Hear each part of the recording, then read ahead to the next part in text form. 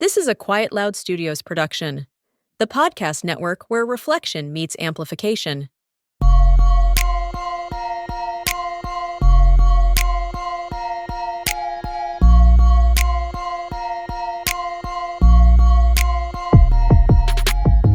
Hello, Athlete Mindset community. This is Lisa Bonta Sumii, the host of Athlete Mindset. Before we dive into this episode, I want to invite you to support the mission and purpose of our show. For $10 a month, you can help to make sure these conversations get to as many athletes, teams, coaches, and sport mental health environments as possible. As a subscriber, you will receive exclusive content and updates on current topics in athlete mental health, and you'll be directly contributing to the betterment of mental health for all athletes. Join the cause. Subscribe at sportse.io/athlete and make a difference today. Again, that's sportse.io/athlete. With your support and amplification, we can ensure more voices are heard and more individuals and communities are positively impacted.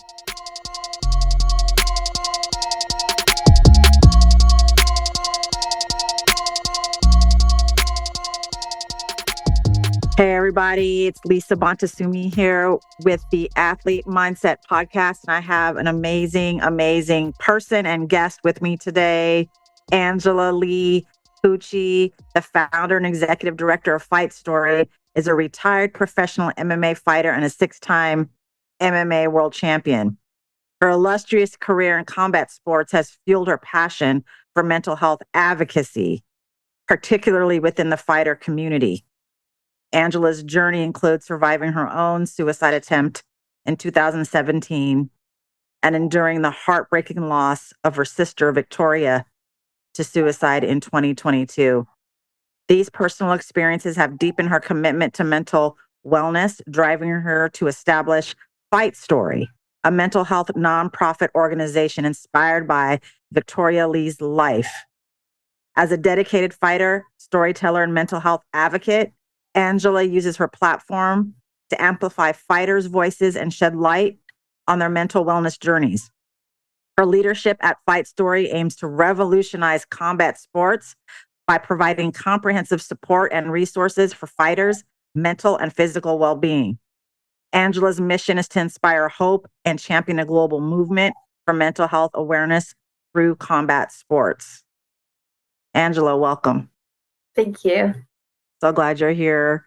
We're going to have a little chat and I'm excited. Yes, and talk about these very important, significant topics in your life. I know in our conversations leading up to this that you grew up on the mat with your siblings. Your parents were fighters. And as you mentioned, you were an MMA champion, but first at age 19, which is really young. If you could, what was your life like in your teenage years leading up to your championship title? How would you describe it? I think when I look back to my childhood and teenage years, I was very rebellious.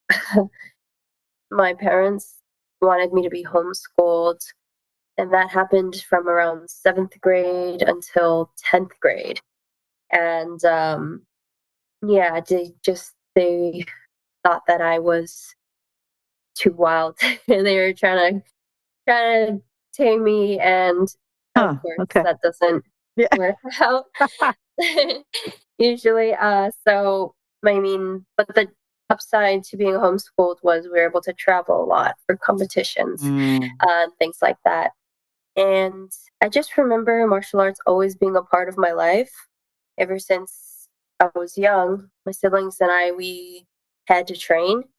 Like, it was like you have to come home, do your homework, and you got to go train.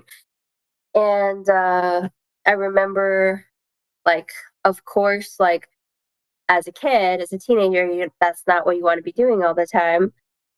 But now that I look back on it, I'm like, well, maybe if I didn't commit all that time and years to martial arts, maybe I wouldn't have achieved what I did at such a young age as well.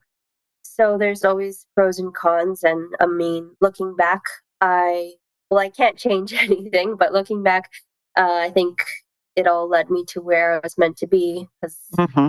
through martial arts, I met my husband and now have our daughter together. And yeah, Yeah, definitely, definitely. What do you think martial arts has taught you about yourself as a person? I really feel like it teaches you so much and it really helps you prepare for many things that you will face in life. I mean, it does teach you, like, discipline and work ethic and just having that drive to do difficult things and Hmm. oftentimes when you don't want to do it. So it builds that kind of like resilience inside of you. For sure, for sure, for sure. You have spoken openly about your own suicide attempt in 2017. Could you share a little bit about what your internal world was at that time, what your emotions and thoughts were? Yeah. So a year before all that happened, it was, and I have to look at my tattoo. I forget. I got it tattooed on me. This is the Ooh. day I won the world title. It was Oh, May 6th, nice. 2016. So, after that, everything was just, life was grand. And I was really on top of the world. Mm. I had my first title defense, I believe, in like early of 2017, or maybe it was January. And then I had my second title defense not too long after that. And in 2017, it was a great year too, because my husband and I, we got engaged, Mm. and like everything was just feeling so perfect, like too perfect maybe. Mhm. And I was just so happy, because I met Bruno, and immediately, like when I met him, and I just was like, he's the one. I can just like our life together, and like, so fighting was still very important to me. I was the champion at the time, was active fighting, and he was a fighter too.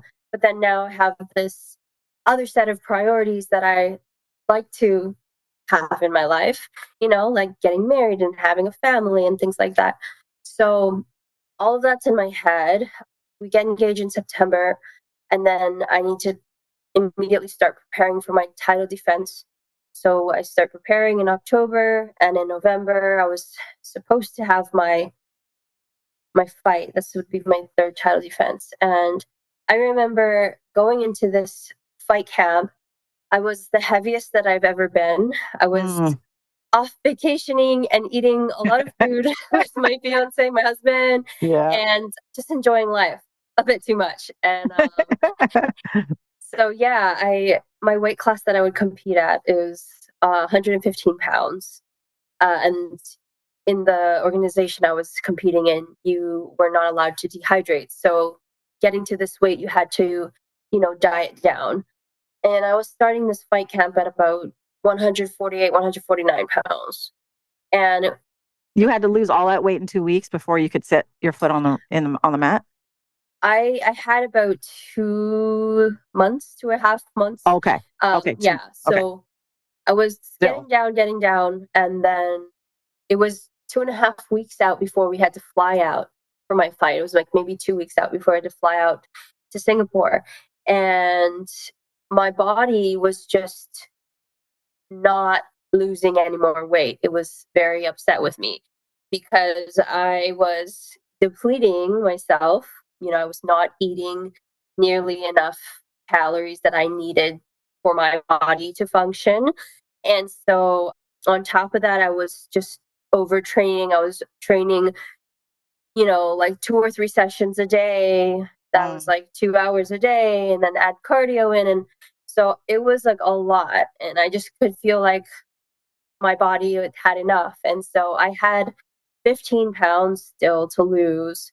And I was like thinking to myself, I don't know how I'm going to do this. Like, I was scared for the first time in my life. I've never missed weight in my life before. So it's a big deal, especially when you are holding the belt, when you're the champion. Mhm. You can lose your belt on the scale. So if you don't make your weight requirement, they'll strip you of the belt.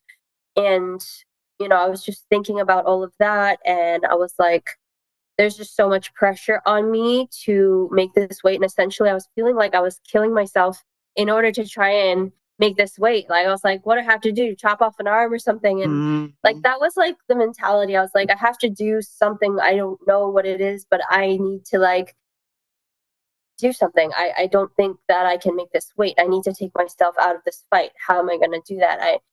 I couldn't talk to my family about it. My mom and dad were my coaches also, like, and so for them the mentality was like, you do whatever it takes to make the weight. That was like what I always taught growing up. And so my own well-being gets pushed to the side, and that focus of do whatever it takes to make the weight, or in this case I knew that wasn't possible, so I said to myself, do whatever it takes to get yourself out of the fight. And so that's kind of where things kind of turned dark for me that night. My family, my parents, they wanted to do a mock water cut, which makes no sense because you're not even allowed to dehydrate.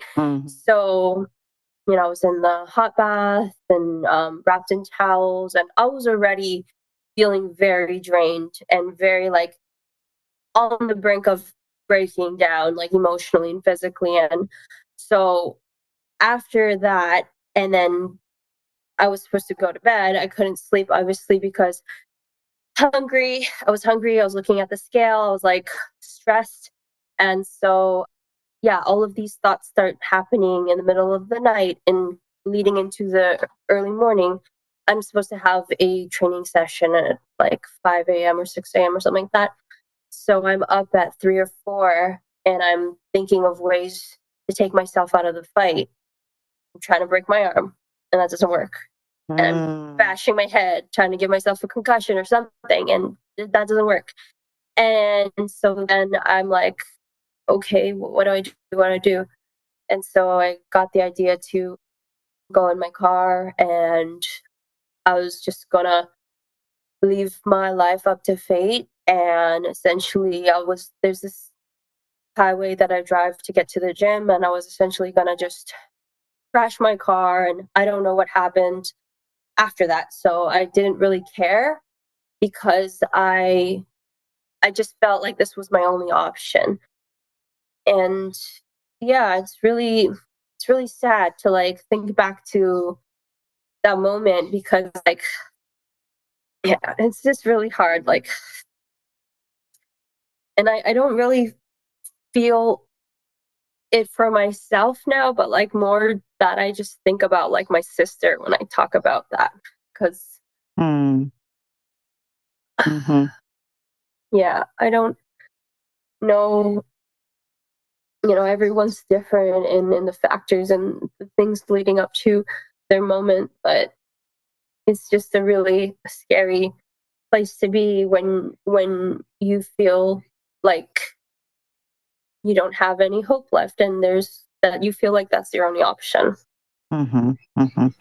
Do you feel like she felt something similar than like you did? Yeah, I believe so. Yeah. I mean, it feels like a really just that's a lose-lose situation, like no option, trapped, like no one to talk to really, Yeah, sometimes at that young especially age. Yeah, go ahead, Angela. Yeah. especially because like growing up my whole life being taught a certain way that you know that you should just power through, Yeah. and there was no like being told like, like the thought of even pulling myself out of this competition was like I couldn't even like it was just not acceptable, like. And so I know that we all grew up with that mindset mentality, and it's a great thing to have. It'll push you to the top and it'll teach you, it'll help you to work really hard. But then, like, where do you draw that line of Yeah. taking care of yourself, putting yourself first before the belt, before your sport, before whatever it is, And So now in hindsight, looking back, I can see it all clearly. But in that moment, I just had no clue. Yeah. And I don't think you knew how to see it differently. I mean, the only way out, like you said, it was to get out of the fight and to take yourself out of the fight. You had to hurt yourself. I Yeah. mean, hurt your body so that you couldn't even compete. And that's a tough place to be. And I know that this story is your story, but there are a lot of similar stories out there of yours of like feeling like there's no option, not wanting to let your family down. Like, this is the way I've always been. I have to suck it up one more time, you know? And that line is a line to be drawn. And I know that's what you're trying to and are doing for those listening to give them hope, and communication skills and like resources to help them speak their heart. I know your sister, she was only 18 years old, Victoria. You guys were really close. You know, she knew your daughter. She was with you all your life. I mean, that's your sister. Even in telling your own story, you think of her. Is there any way in this moment you could share a little bit about the initial impact on you as a sister when you heard the news that she died by suicide? Yeah. It's like the worst day of my life, Mm, because it was the day after Christmas and we were supposed to go to the gym to train together because she had an upcoming fight. And I just get a call from my grandma as I'm making coffee, and she's just crying, and she said Victoria killed herself. And mm, I just screamed, and my husband and my daughter were sleeping upstairs, and I had to run upstairs and tell them we need to get in the car right now. We need to go. It's one of those memories that I just try to block out, but I never can. mm. Yeah, it's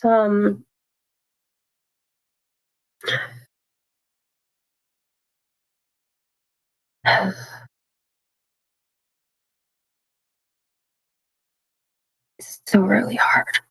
Yeah, of course. I think it will be for the rest of your life. And that's just the reality. And you're doing so much good work now in honor of her. She lives on, not just that memory. That memory is there for something good. You have built Fight Story. Tell us about it. Tell us about how, Victoria's memory lives on in the work that you're doing every day. Tell us about Fight Story. So, after Victoria passed, I had no idea what was gonna happen, what I would be doing, uh, and I didn't have any motivation for anything. Um, Mhm. I didn't want to go back to fight. I couldn't even step back in the gym or do a workout without thinking of her because we'd always be training and working out together. Mhm. So I had to step away from all of that because it was too triggering for me. Mhm. Mhm. And so I just did a lot of I just life slowed down for me. I would do a lot of journaling and listen to a lot of music and be outside and play with my daughter. And I mean, one of these days, I feel like it was definitely her helping to send me this project of something to do because I Mm. was so lost and I didn't know what I was going to do with my life. But I knew that I wanted to make her proud and I wanted to do things that she always wanted to help people, and Mm. um, Mhm. so I wanted to do that too. And yeah, like, that's why I say when people ask, I really feel like Fight Story is something that Victoria and I built together. Mhm. And everything kind of, I feel like it happened fast, and where we are now, like we've accomplished so much in such a short amount of time, and there's still much to do, but I'm really proud of how far we've come. No, it's amazing. It's amazing, and I think I'm honored to know you and to be connected to you and to do this work together and support one another. I've learned so much from you, and I look forward to learning more. It's unfathomable. Like, I can't even imagine all that you've experienced, and look what you're building, you know, the inspiration behind it, another expression of your resilience, another expression of your relationship with her, with Victoria. What do you wish, looking back now, that you knew about mental health when you were growing up? I've learned so much in this past year or two. Honestly, growing up, what I knew about mental health was that I just thought it was mental strength. And it was Mm, always told to us to be mentally strong, like, to just endure, to keep pushing through. That's like your mental strength. And I mm, never knew anything other than that. I didn't know about that there's so many other factors, components, and there's so much more to mental health than that.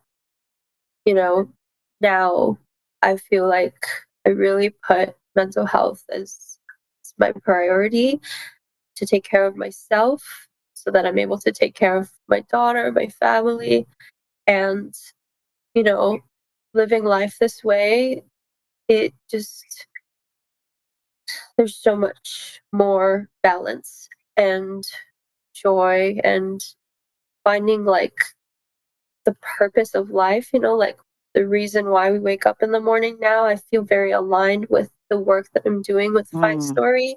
mhm. And it's always a constant reminder for me, because of what I'm doing with Fight Story, that like I need to always keep checking in on myself and making sure that I don't get too lost too far again, that I'm constantly daily checking in with myself. And yeah. No, it's good. It's great. It's great. What do you want people to know who are struggling in their own mental health, fighters or non-fighters? What would you want them to know? I would want them to know that what you're feeling right now, it may feel unbearable, but it won't last forever. And I know that's hard to believe, Mm, but it's true. And like, fight. you're okay. Take your time. If my attempt was a success, then I wouldn't be here today. I wouldn't be a mom. I wouldn't have Mm, Ava. I wouldn't get to see this beautiful life that I have. And mhm. that's what I wish I could have shown to Victoria. And so that's what I want everyone else out there to know, is that, life is really hard. It's filled with so much pain and hardship, but there's also so much joy and Mm. beauty and love. Yes. So we just need to hold on and lean on others for support when you don't feel like you can make it. It's it's not easy to do, to open up and share.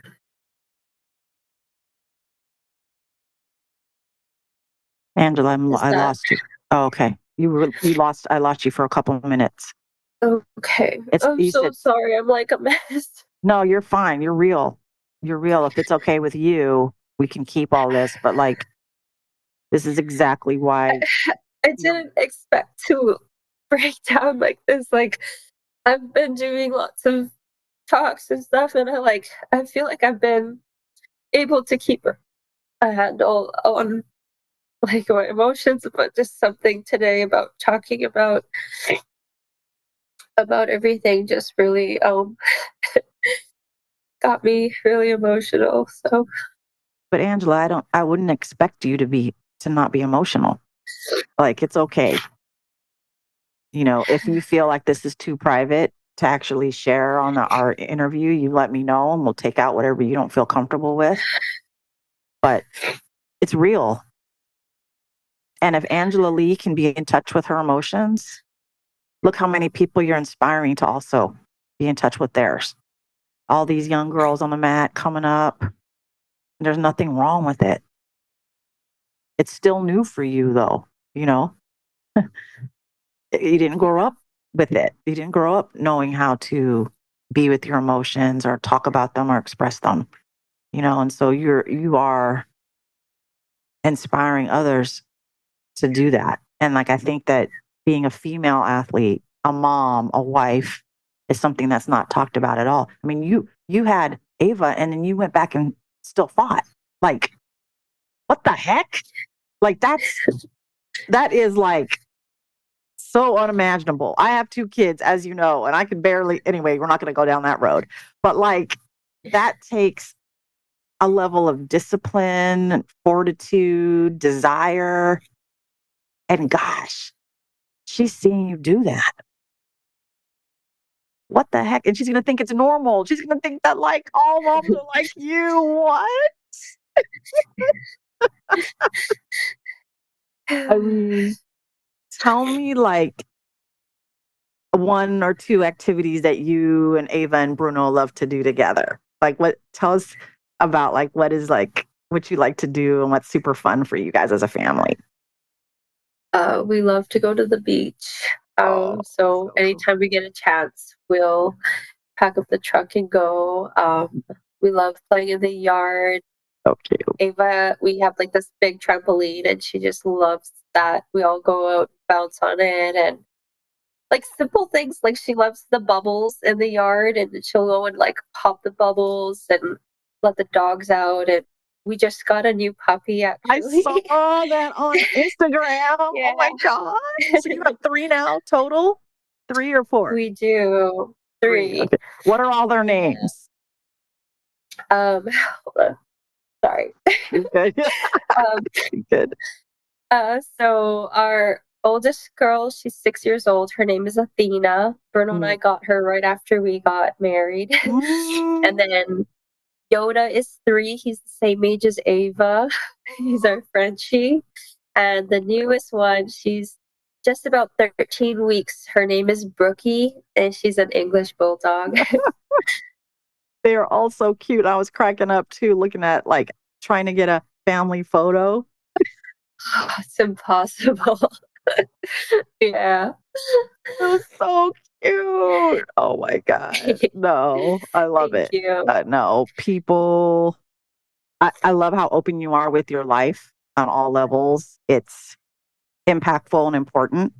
You might not think that, but I can't speak for all people, but I have been very inspired and really respect you and all that you're doing. And that's why we've connected and I want to help. And so we do this thing together. We have fun doing it. We learn, we teach. It's all part of the human experience. And there's a reason why one social media post brought us together. And I don't take that lightly.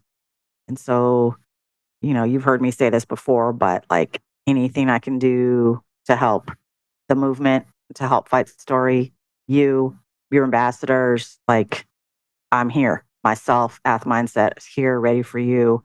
And you're doing something really special. And so I'm just very, very happy for you. Thank you so much, Lisa. Honestly, like I can't believe I don't even know when we first connected from Instagram and like just how much has happened since then. And it's so nice. Honestly, I really value our friendship and being able to have conversations like this with each other and, hopefully continue that in the future. But I'm really grateful for you. Thank you, Lisa. Yes, Angela. Angela, we do this. No, me too. Me too. Quite stories about telling stories, and you did that today. So thank you for adding that to our lives, enriching us, and giving us hope, inspiration. If you and Ava were sitting, outside, maybe you guys just were on the trampoline and you're kind of like taking a little break, maybe having some lemonade back there with the dogs and Bruno's around. Like, what kind of conversation do you have with her about Victoria and about how she's going to grow up to be a woman who takes care of herself? And, what kind of conversations do you have with her? Yeah. Victoria was actually Ava's godmother as well.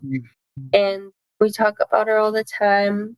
I always, if we're eating something she used to like, I always tell Ava, like, oh, this is Godma's favorite food, or Godma loved this.